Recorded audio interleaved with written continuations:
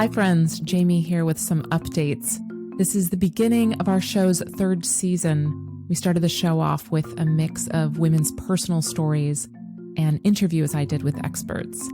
Last season, we changed our show name to If You Knew Me, and we tweaked the format.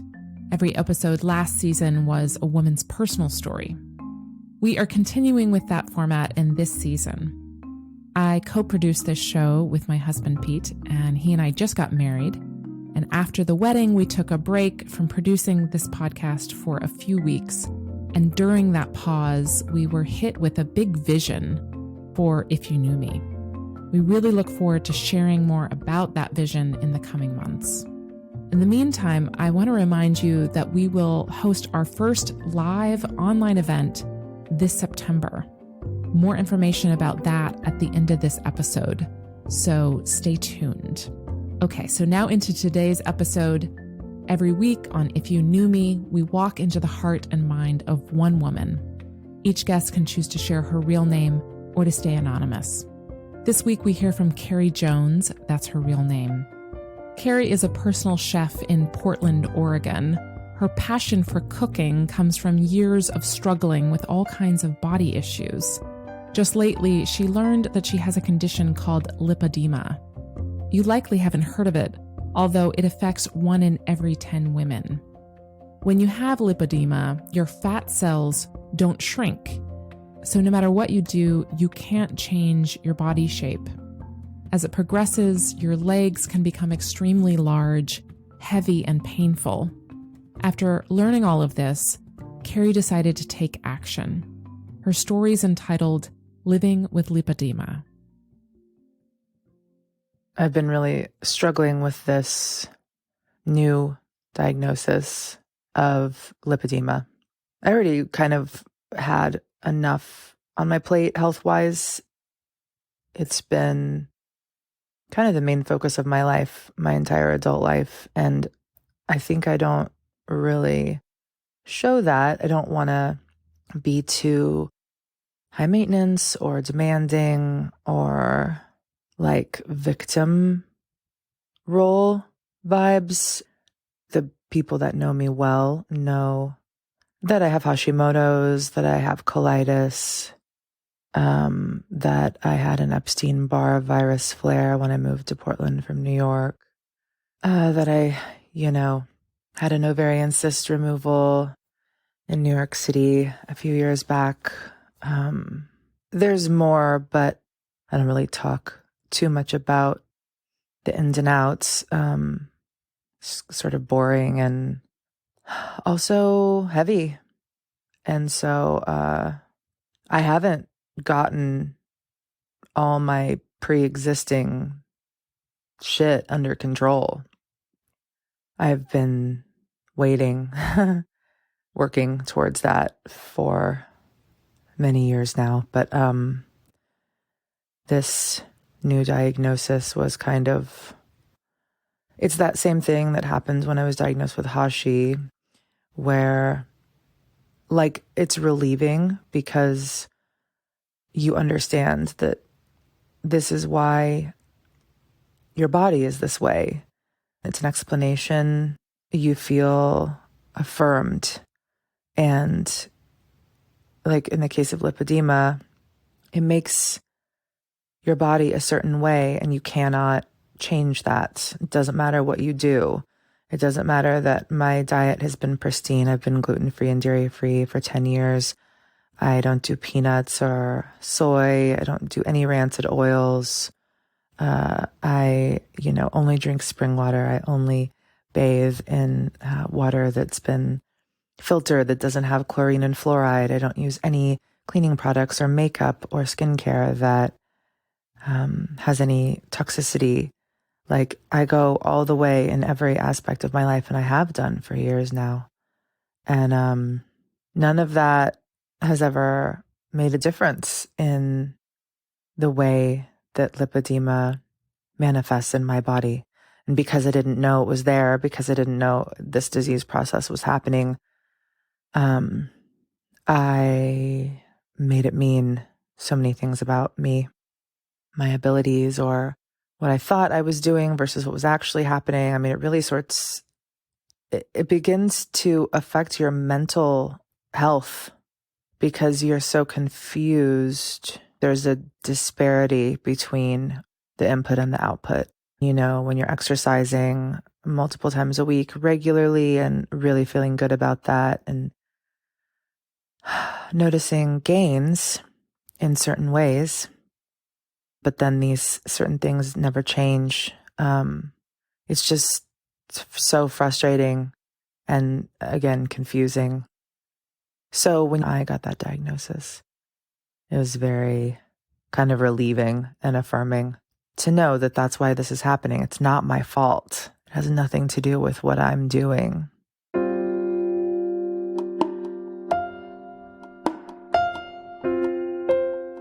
The identity of being sick or the identity of having diseases, having disorders, having conditions, this starts to build in my mind, in my psyche, who I am.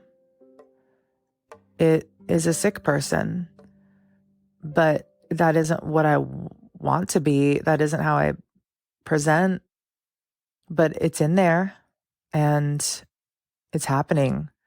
It's always been happening since puberty. It's a burden and it's undeniable.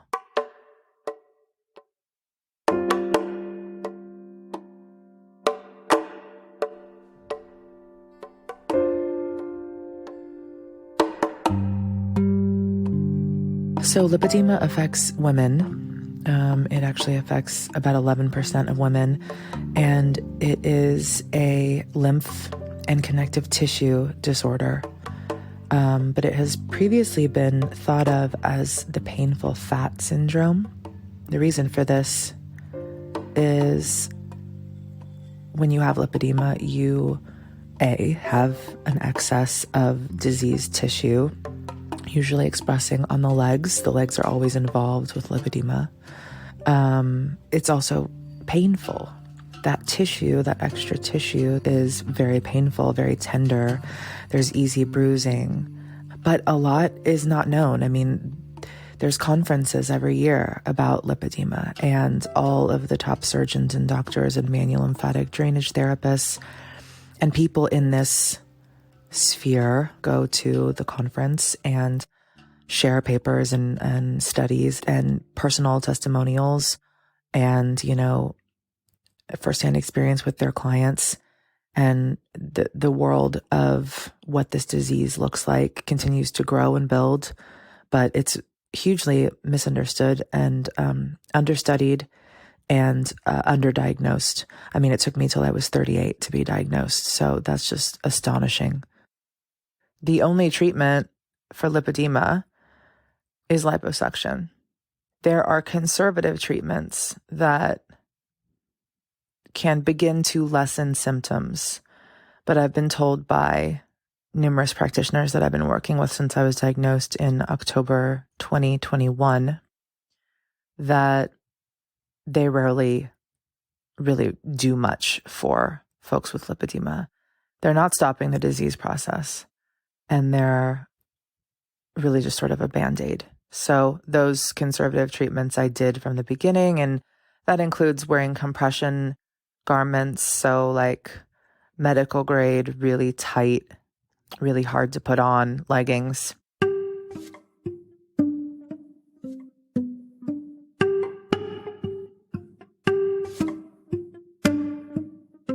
So I'm a personal chef. I've created a business centered around healing myself. It's the reason that I do the work I do, is trying to heal, myself through food as medicine. And I do that for my clients as well.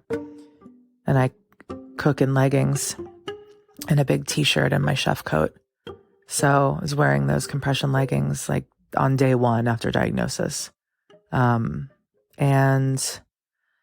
then there's some pumps that you can go to a practitioner and they put this strange sleeve on your legs.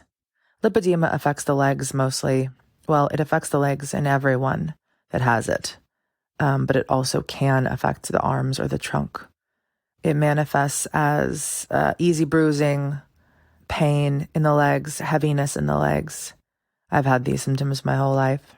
It's to the point now where when I sit in my car, I have to pull my left leg in after me with my hands.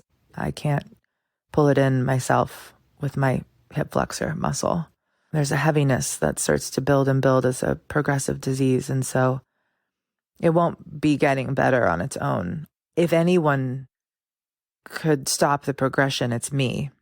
What I've done is slowed the progression, but it is still progressing, and I see it. Even when you do the proper treatment for lipedema, even when you do the liposuction, the surgeon or the doctor that you work with on that treatment emphasizes the need for manual lymphatic drainage after the treatment because it's so necessary to move the lymph. Like, the thing with lipedema is your lymph flow is stunted. It's thwarted. Something has happened and it's no longer moving the way that it should. And so there's blockages, and it manifests as pain and heaviness and swollenness and a sort of particular dimpled appearance in the tissue. So the reason liposuction is the only treatment is that it removes the diseased tissue. Lipedema cells can't shrink like normal fat cells. Normal fat cells shrink and grow.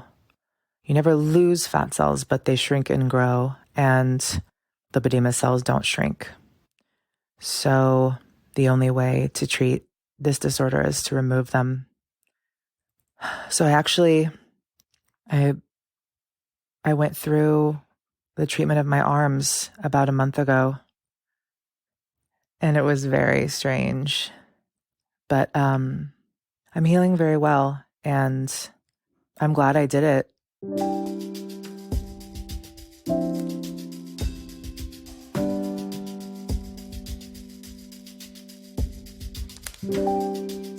Lipedema is so tied to mental health. It's undeniable. I mean, I've talked to so many women that have it just, on the internet over the last several months, and everyone has the same experience. My experience has been just feeling like I'm gonna discover it. There's something that I haven't figured out yet. There's something I'm doing or eating or some way that I'm being that is the problem.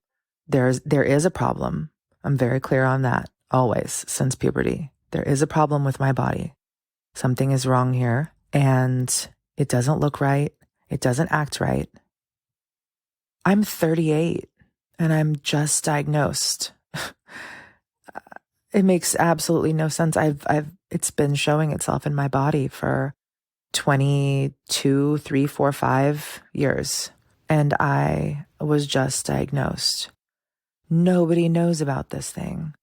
And you see people everywhere with it once you realize, once you know. I'd never even heard the word lipedema before October. Lipedema looks like tree trunk legs. Your ankles are not streamlined into your shoes. They're sort of like more hardy.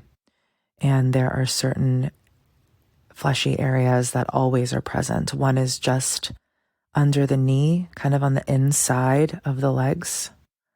There's a big pad there that's always present with lipedema people. Super easy bruising, super extreme tenderness.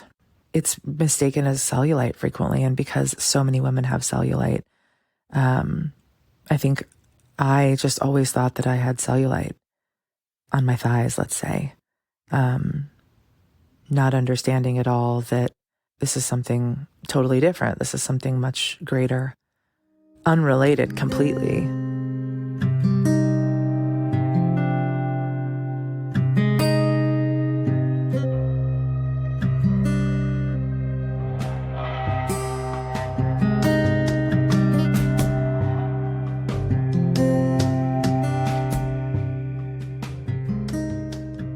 I've certainly had a deep awareness around the way my body looks.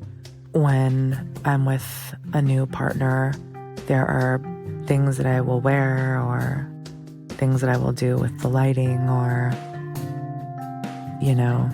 positions that I feel more comfortable being in just in order to present the best face, And even with clothing, I've always had a keen awareness around what is flattering for my body. And I think the reason that a lot of people in my life have told me since I was diagnosed, I never thought there was anything weird about your shape or your skin or your legs or your arms or anything about you. It's because I dress very smartly. And for every pair of jeans that I own, I tried on probably 30 pairs to get to the point where I'm like, okay, this is going up above my hips and it's coming in at the smallest part of my waist.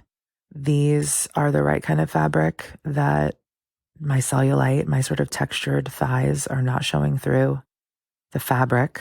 I never really felt comfortable in shorts, never really did short dresses, definitely never wore sleeveless or spaghetti straps.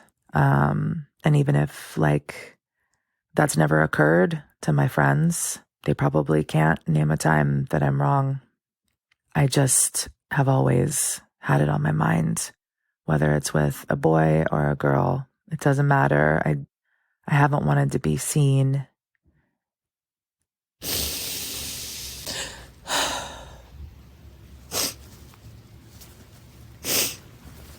I'm sorry. I didn't think I would cry. It's rocked my confidence for sure.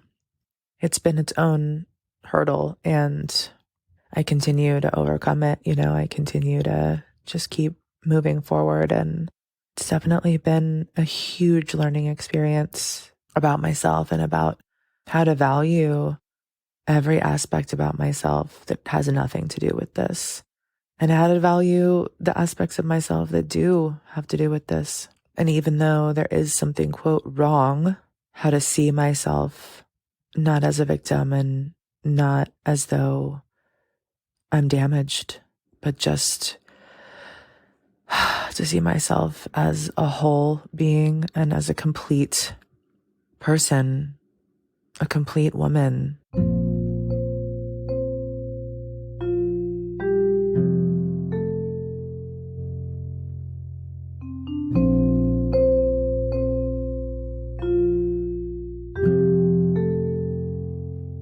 I think Americans are so fat phobic and always have been.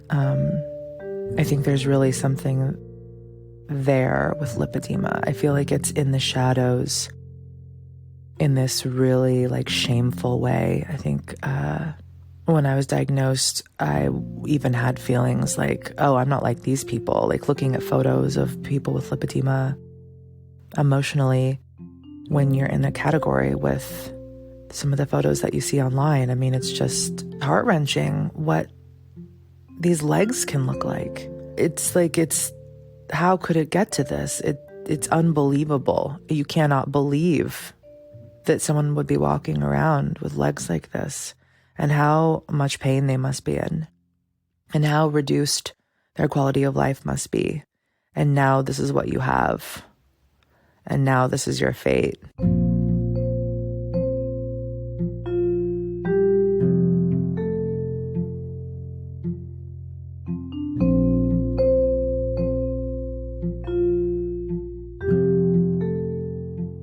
It's really been a journey for me to get insurance coverage for my treatment, but it seems as though I've achieved that goal. I have not yet received the check, but they have approved the treatment and the treatment plan. It really took something to get there, but that feels like a pretty real victory. It's saying this is a real thing. A lot of people have it. I have it. And I am doing this treatment to help my life, to try to have a life that includes less pain and sensitivity and obsession and focus on these aspects of my body that they've never been out of my mind for 1 second my entire life. I know that there's some sort of psychic, spiritual journey that I'm on, and I just keep having forks in the road, and this is just the latest one. And all I can do is be present with each one and take the path that feels ethically and morally and spiritually correct for me. And that's what I've done with my treatment. And I've expanded my mind. I've expanded how I think of something like liposuction. I never would have thought that that would be a sentence that I even say, but it's where I am. Thanks so much for listening to this week's episode. Kerry Jones is a private chef who focuses on comforting, nourishing, local and organic food that heals the mind, body, and soul. She offers a weekly meal delivery and also event catering in the Pacific Northwest of the United States. Links to follow her and learn more are in the show notes. As I shared at the top of the show, we will be hosting a live online event this September. It will be our very first live event with a prior show guest. Our theme for the series is major life changes, and our special guest for the kickoff is Sister Monica Claire. Sister Monica is an Episcopal nun who has a TikTok following of over 170,000. She's been highlighted by Oprah and the New York Times. If you've been listening to the show for a bit, you likely remember Sister Monica's story. It was episode number 10. Sister Monica grew up as Claudette Powell, and in her mid-30s, she made the radical decision to leave her life as a struggling actor to join a religious community. This fall, she'll share more of her personal story with us. There will be an open Q&A, and you can meet other incredible women from around the world.